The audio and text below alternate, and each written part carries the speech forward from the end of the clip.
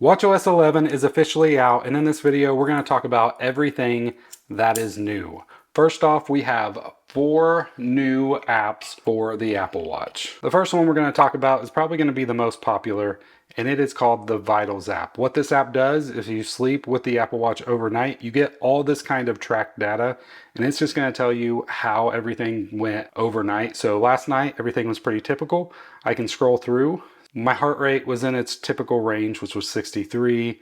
My respiratory rate, my wrist temperature. So this is the base temperature of your wrist. If you didn't know, the Apple Watch can detect your wrist temperature. So that was, up just a fraction, but not much.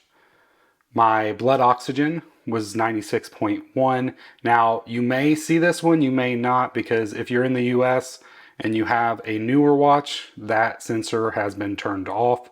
So keep all that in mind. This one could be there, it could not be there, depending on your watch. Also, if you have the SE, that sensor's not there to begin with. And my sleep duration was 6 hours and 47 minutes. So this is a really fun watch. It will also show you your training load. We'll talk about that in just a little bit. So it's a great way, if you sleep with your Apple Watch, just to kind of see how your health is trending as far as your overnight sleeping health. Next up is a Translate app. So you can see right here it says welcome to Translate. If I continue, so it goes from English to Spanish by default, but you can change into multiple different languages. So we got Arabic, Mandarin, Chinese, traditional versus simplified, Dutch. This is the English UK. Then we got English US, French, German, Indonesian, Italian, Japanese, Korean, Polish, Portuguese, Russian, Spanish, Thai, Turkish, Ukrainian, and Vietnamese. So we're going to keep it on Spanish for right now. And all you have to do is you just tap it and then you say something. Please like and subscribe. And now it's going to go ahead and translate that. And if I hit the play, it will actually say it. So if I can't really read Spanish, which I can't, I can just go ahead and hit play. Por favor, dale a me gusta y suscríbete. And there it goes. Now, I don't know Spanish. If you do, let me know how it did. It's a really fun app, especially if you're somebody that travels a lot to areas that have different languages that are supported. Rather than getting out your phone, you can just do it directly on your Apple Watch. The next app is the Shazam app.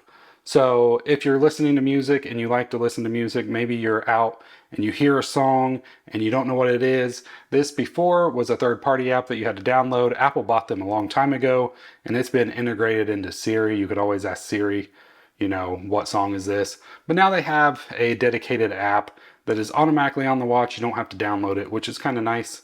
And you can see, I believe, your history of what you've heard in the past and what you've tried to listen to it.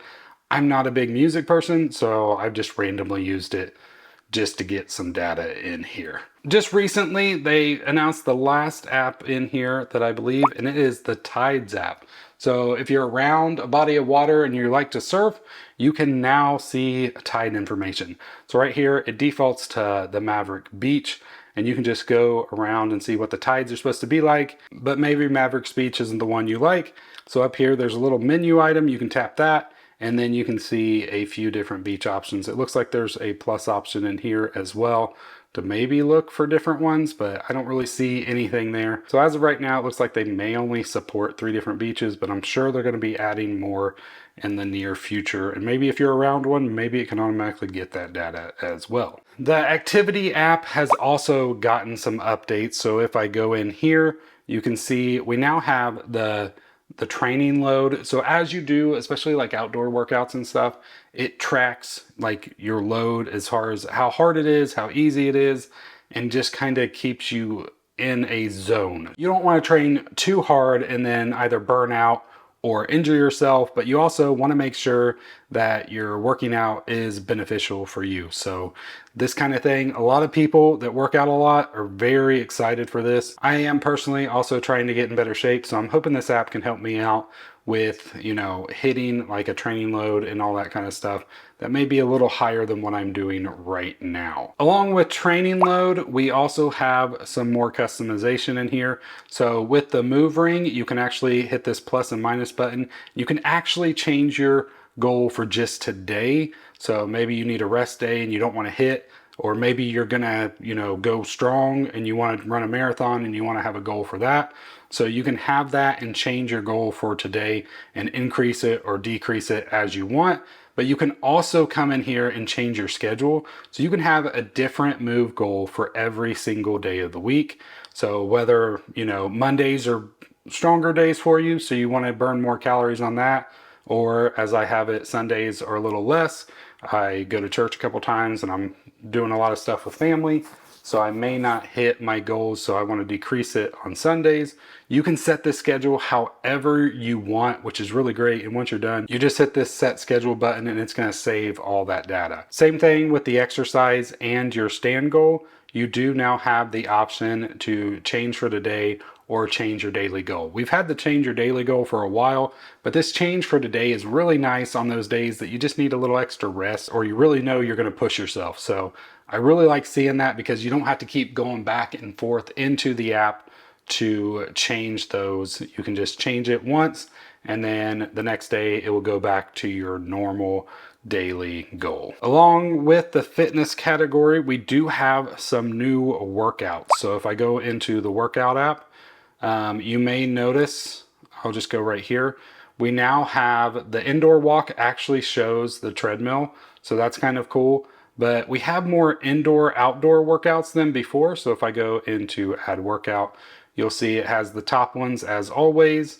But if I scroll down far enough, they've kind of changed the order of some of them too. Before, like indoor and outdoor items were listed under I and O. So now we have an indoor hockey versus outdoor hockey, and they're listed under H, which is a lot easier and makes more sense because you're looking for the workout or activity itself. You're not looking for whether it's indoor or outdoor. And the reason why they're doing that is because the GPS is going to be activated on these outdoor workouts. So you're going to have more opportunity to actually use that GPS. So you can see there's also indoor and outdoor rowing. There's, you know, indoor and outdoor run. We've had that for a while. They have indoor and outdoor skating, indoor and outdoor swimming, oh, and soccer. That's, I believe, a new one. The swimming one has been there before, so you got the open pool swim versus pool swim. But I think that's it, other than obviously indoor and outdoor walk. There are some new icons to go along with a few of these, which is really cool to see that they keep updating those as well. Along with the outdoor like walk and run, we now have the ability to check in from the watch itself. So if you're going on an outdoor walk and you want to make sure, maybe it's at night or whatever, and you want to make sure like a family member or friend knows that you're working out, you can actually check in with them and let them know that, you know, you're going for an outdoor walk. I believe they can see your location as you do it. And then when you're finished with the workout, it gives you a quick and easy way to notify them that you are done. So if I go ahead and do an outdoor walk right here, I can swipe over and then you can see there's this little check-in and it gives me my top contacts or whoever you want to set. So you can set that and then send that little message letting them know that you're going for a walk and you just want them to know to just kind of keep you safe in case something does happen, or, you know, it just feels good knowing that somebody knows that you're out there working out. We also finally now have automatic sleep tracking coming by default to the Apple Watch. In the past, you've always had to set up a sleep schedule or manually turn on the sleep stage to get into a sleep tracking. Now, any sleep that is an hour long, from what I'm hearing, will be tracked. So if you take naps and they're an hour long, it will automatically track those as well. Otherwise, it doesn't really track nap tracking. There was some confusion there because it did seem to work, but it seems like from what I've heard that somebody talked to an engineer from Apple, they said pretty much any sleep that's over an hour, which most naps are supposed to be in the 20-minute range or so. So most naps won't really count with automatic sleep tracking. But just so you know, that's how it kind of works. As long as you sleep for longer than an hour, it goes back the hour and starts tracking that as sleep. So that's nice to see that we finally have automatic sleep tracking on the watch for those that really don't have that sleep schedule stages. Now you can still track your sleep with the Apple Watch automatically without having to use a third-party app. There's been third-party apps that could do it for years now, but now Apple does it by default. If you have the Apple Watch Ultra, the action button did get an update. So by default, you tap once and it performs the action. So as of right now, you can see it performs a workout, but I can go ahead and just close that and stop that. Now, if I press and hold on it, now you don't want to hold too long because that will activate the siren and the calling of 911. But right when you see that orange pop up, you can actually customize it and change it quickly. So this is like, they call it the quick switch. So if I want to switch it to the flashlight, now if I press, now it just turns the flashlight on rather than starting a workout, which is really nice. And you can customize that list as well. If you go into settings and then under action button, there is a quick switch option that gives you options. You can actually remove some items. So I've already removed waypoint, backtrack, and dive. Those aren't things that I really use my Ultra for, but I can add them back quick and easy from this menu option if I want to. Another new feature is live activities. So if I grab my phone right here and I start playing a podcast from the podcast app, no thanks. I'm just going to go ahead and start this one. I got the sound off. Now, if everything connects right, it should pop up on my watch. Now, normally, if I actually had the wrist on, it kind of will pop up into this screen, which allows me to easily pause or play. So this is kind of seen as the now playing complication because they have removed that from many locations, which I know has made people really upset. So keep that in mind. It's still in a few places. I know on the Ultra, in this middle complication, you can still add now playing, but in a lot of areas it has been removed. And this doesn't just work with audio, it works with a ton of different apps. The audio one's just the easiest to kind of demonstrate how that works. So it will always just pop up right there. And if you have the setting on, you know, it comes automatically. So your watch face will basically turn into this one. You can turn that off. So if you go into the settings app, under general, under I believe auto launch, you'll see the live activity settings and you can turn off auto launch if you don't want it to always go to that kind of watch face when you have something that is playing in the background. In the calendar app, we now have reminders kind of embedded in the list. So if you look right here on Wednesday, I have a reminder to start the church live stream. So if I go in here, I can actually mark that done directly inside the calendar app as well. And same thing, if I don't want to have it marked, I can mark it back as undone. So that's really nice having that. This is on the iPhone as well. In that calendar app, they're just right in there. So you don't have to go back and forth between the reminders app and the calendar. You can get access to both directly in the calendar app. With the Series 10, Apple announced that you can actually play music and podcasts or whatever directly from the speakers on the Apple Watch. This also seems to work on the Ultra 2. This right here is the Ultra 1. I've tried testing it. I've tried kind of basically disconnecting it from my phone to see if it would allow me to play music, and it doesn't. This may work on the Series 9, I'm not sure. Speaker wise, you know, the Ultra 1 and Ultra 2 are pretty identical as far as I know. So it seems like Apple just kind of, since the Ultra 2 wasn't updated, they're allowing it to have that feature. There's still a chance that maybe the Series 9, they decided to allow it. At some point, the speaker's not as good on probably some supported ones.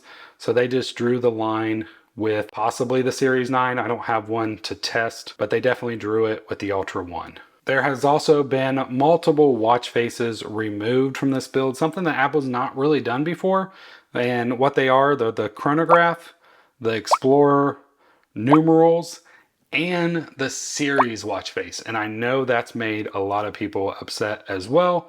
You know, I guess Apple just feels like the widget view is enough to support that kind of Siri style face, and they give you quick access to that. You basically access it the same, but I know and I understand it's not the same for the people that really like to use it because it was always on your wrist and it's kind of sad to see it go. I'm guessing Apple had stats on how many people used it, and it just wasn't enough to keep it going.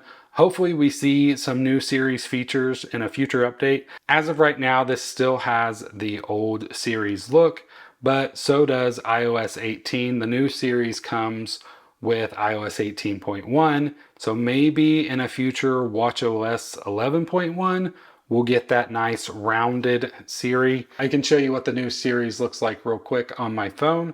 So if I press and hold, you can see it has that animation all around the sides of it. And I think that would look really cool on the Apple Watch. So hopefully we get that kind of animation in watchOS 11.1, even though a lot of the actual Apple Intelligence stuff isn't coming to watch, it's iPhone only, but hopefully we still see that. We also, for I believe the first time, now can modify the ringtones on the Apple Watch. So if I come out and I go to the main and then I come down to sounds and haptics, so you'll see you have ringtones and text tones. So we have multiple different ringtones. By default, it's the Pebble, and I'm going to play all these just real quick. We also have focus. We have jingle. We have Nighthawk.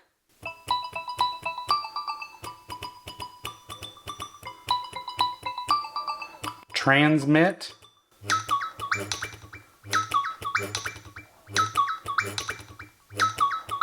Twirl.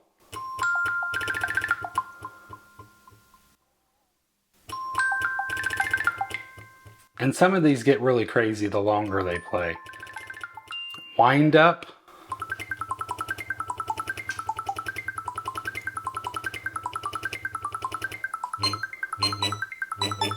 I think that one's my favorite. And wonder.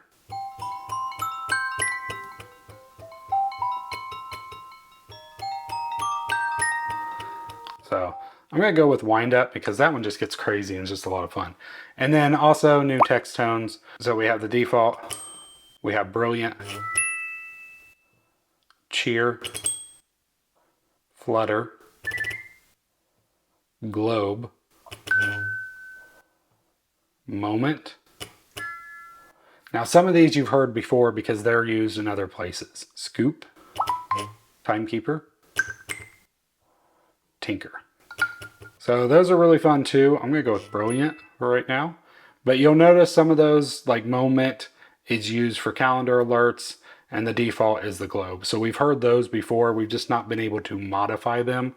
So it's really nice that they've given us access to finally change. Hopefully eventually we'll get custom ones like you have on the iPhone. That would be really awesome, and I'd really love that. In watchOS 11, they've also updated some of the complications and widgets. So some of them are the messages. So now they're doing this 3 design, I guess is the best way. So they give you 3 options in all these. So messages, music will have 3 little areas that you can play from. Podcast has 3 options. The timer will have 3 options. There may be a few more, but it kind of goes with this default option that they gave us back with watchOS 10 when they introduced widgets. So I'm glad to see some of these because it's just kind of nice to have like a quick pick option rather than just one thing. So I do personally like those. The Apple Watch Ultra also has a new bezel complication for training load, which gives you the ability to see your vitals on one side. So as you can see, it just says typical over here. And then on this side, it will show me my training load, which is currently below right here. Now, as far as tapping to actually get anything for that, you can't do that. But it is a quick and easy way to see that information on this watch face. Battery life can also be pretty rough in those new big updates, and watchOS 11 is no different. In the early stages of the beta, it was really rough, but it has gotten a lot better in this last RC version. I've had that for a week now, and it's done a lot better. So if I come down here to battery, we'll see if it shows a graph. Sometimes it does, sometimes it doesn't. It's not showing a graph right now. It also doesn't have correct information right here. I charged it last night around 10 o'clock. I pulled it off at 100%. You can see, you know, getting more than 24 hours is still a little rough. Now, I will say my battery health is less. So if we look right here, I'm at 89% maximum capacity. But I will say overnight, it has done a lot better. I'm obviously using the screen a lot more today in this last little bit to make this video. So keep that in mind as well. It's probably dropped close to maybe 10% during this video. So that has put a big hit on it just because I've been accessing everything, showing you guys everything, how it's going. So keep that in mind as well. But overnight, I lost about 12%. In the early stages of the beta, I was losing 20 or more. So it's getting closer to what it was. I think probably an 11.01 or 11.1 update will probably get it back to how it was with watchOS 10, but which for me was about 36 hours. I know that doesn't sound like a lot with the Ultra, but for me, that's plenty. Like, as long as I can get through a full day, I'm good. I use the watch a ton. I know there's still people out there that claim to get like 3 to 4 days or more. I've never gotten that much out of my Ultra, and I'm fine not getting that much out of my Ultra, to be honest. That's where I'm at. Also, we want to talk about those new watch faces. So of course, we have the new Flux watch face, which is really cool. And we have this new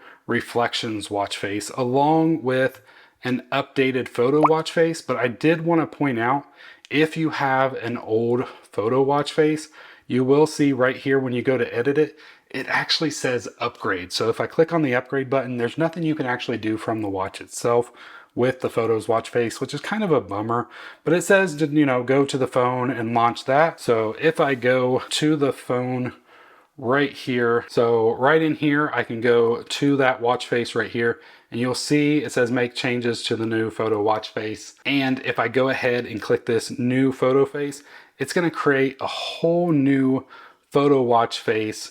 And now this one right here, I can actually, if I go into edit, I can actually edit and add the complications, change everything around.